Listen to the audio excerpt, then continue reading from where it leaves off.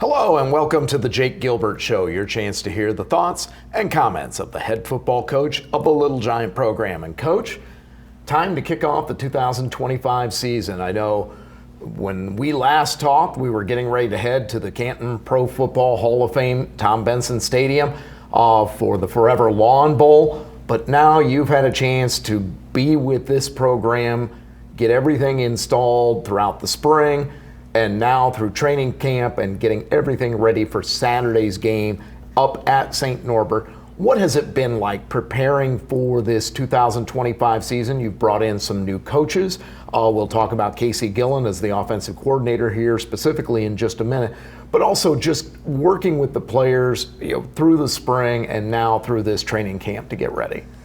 Well, a long time coming. So, we knew when we were hired last year for the fall that this was inevitable. And so even all the way back to the prior spring, this was the goal, to get to this Saturday and have success moving forward.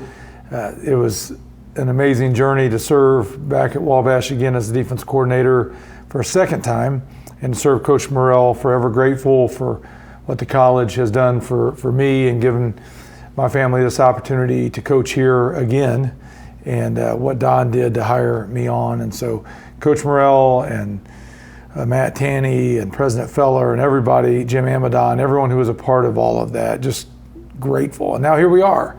And so what's it been like? Well, a marathon that's played out like a sprint. On the one hand, it feels like a long time since I've been the head coach of a game. On the other hand, it feels like, holy Toledo, we play Saturday. Are we ready for this? And I'm just so excited and so honored that it's finally here. So we're ready. I'm ready, enthusiastically, but we're still working. So a lot to get accomplished between now and then. I mentioned Casey Gillen, someone that you've known for a while. You brought him in the spring to be able to get the offense installed, get the veteran players who were already here familiar with it leading into this fall. What has he brought to the program, and what really has you excited to see his offense on the field in a real game on Saturday? Yeah, very excited. So huge hire for us. I've known Coach Gillen for a long time. I wanted someone who is highly competent in calling offensive football. Not just everyone knows the passing game. I think a lot of people think they do. I would be the first to say that I do not know it on that level to call the offense, and so we need someone who could do that, but then within the culture that we are trying to create. So someone who's about outwork, outlove, and the brotherhood that is Wabash College, and understands the gentleman's rule and that this is a leadership factory in the context of who we are. Within that context, can we create a championship level offense? And I think Casey's perfect for this. He has bought in. He's been a very loyal assistant coach to me personally and to our program. Extremely excited to see how we play. I think so far we've done a great job of just being efficient and explosive. You want both. I feel like our quarterback play has been excellent. We've completed a lot of passes. I feel like our running game has been really solid. We definitely have gotten the ball to the right guys. I think those are hallmarks of a great offensive coordinator. And I feel like he sees winning football the same way I do in regards to ball security and being great on first down, scoring in the red zone, being explosive. All those things that are so important to me are also important to Coach Gillen. Talking about that offense, you had a chance to see it on the field in the scrimmage against Rose-Hulman down in Terre Haute last Thursday. And you bring back a lot of veterans in the skill positions. It starts with Brent Campbell, who kind of was thrust into the starting quarterback role last year and played extremely well. I threw a touchdown pass on his first collegiate pass, played well throughout the season, but now has had that time to really develop and learn Coach Gillen's offense. Some good, solid wide receivers return, and you have a large number that have a lot of talent. And then that great running game with Xavier Tyler and, looking at Connor Grimes returning from an injury. Cole Dickerson certainly had a great season last year. Javon Gary. So you bring four really talented players into the backfield at running back. Yeah, a lot of depth at the skill position. You know, I'll start with the quarterbacks. They've been fantastic. We have tremendous depth there. You know, so we have one junior, two sophomores, a few freshmen, and we have a couple dynamic freshman quarterbacks. We have one of those sophomore quarterbacks you've known for a while. Yeah. So Jackson Gilbert's our backup quarterback, but he's had a great spring. We allowed Jackson, Brand, and even more to compete for that spot with a new offense. Very proud of Brand Campbell. I just feel like, you know, he stepped in and just did so great last year. But then, hey, there's changes. We got a new coaching staff and a new offense, and so guess what? You got to prove it again. That's real life. And I thought that his attitude towards all that was great. The biggest thing is I just thought he had a great summer. So I feel like he had the best summer by far. He came back pretty lean, in the best shape that I've ever seen him in. I think he looks faster. He had Luke Adams come down and stay with him for a couple of weeks and threw to him. So really I was proudest of his summer. And then this fall, I mean, we've continued to challenge our quarterbacks, and there's been some up and down. And, you know, if you turn the ball over a lot with me, you watch the other guy get a turn. That's just how we do it. And so Brand has, I think, stayed the course, and I think he's had his best few days of practice yet. So I'm really excited about his play. I'm excited about Jackson. I'm excited about our freshmen. You know, DJ Mendez is back playing football after a spring playing baseball. I'm excited about them all. So it all starts with the quarterback, Brent, and Casey knows that, and I'm happy with the guys we have. Let's move to the other side of the ball and talk a little defense. You bring some real talent back there, but there are also going to be some openings for some players to step into positions. Obviously, you've got some all-conference players, Jerry McBee, Gavin Rupert, who is climbing the all-time career tackles list, Mike Holzclaw, who was a first-team all-conference player last year. What do you expect to see from this defense? What will fans look to see out of this defense this year? Well, you know, I think last year we got off to a really good start. We created about 22 takeaways, I think. I think we're just phenomenal in the red zone. That was maybe the best red zone defense I'd ever been around. We were pretty good at pressuring the quarterback. So, you know, I would imagine you'll see kind of the same emphasis. We'll see if we get the same results. But we're going to have to take the ball away and obviously slow down explosive plays. We're great at defensive end. A lot of depth, a lot of great players. Trevor Ings moving in at nose guard was huge for us.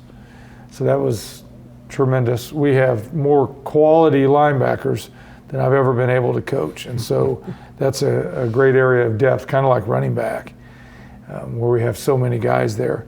And then the secondary, we returned some guys who started games. You know, Aiden Salpetra, he started quite a few games.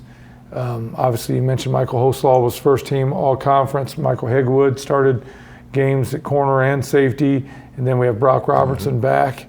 So pretty excited about all of them. Will Freeman has stepped in at the cornerback position, and he has been tremendous. So looking forward to it.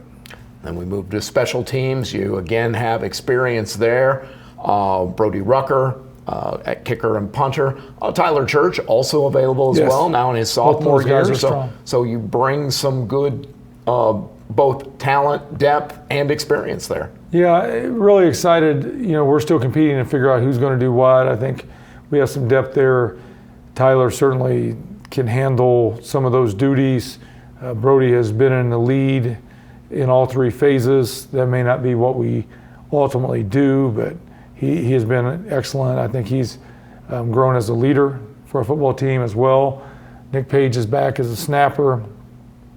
Jackson as a holder.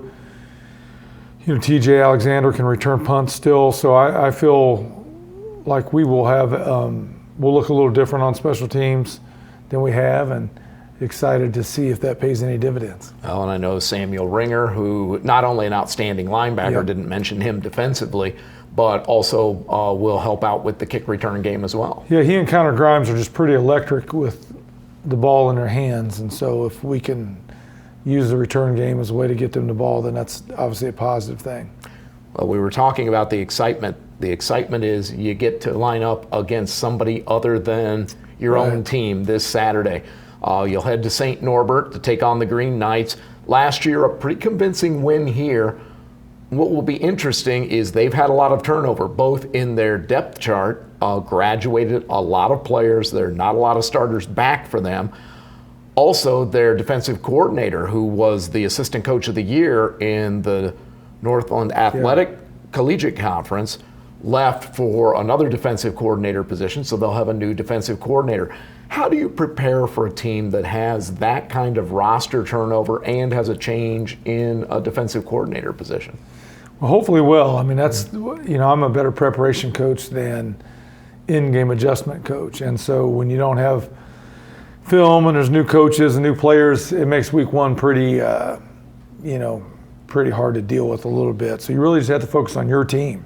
So the preparation is about making sure your team is prepared for whatever they may see on Saturday, that you as a coach are prepared for what your answers are and what you would call, if you get that, you're going to know based on who they bring back. Like, for example, these guys are big and strong.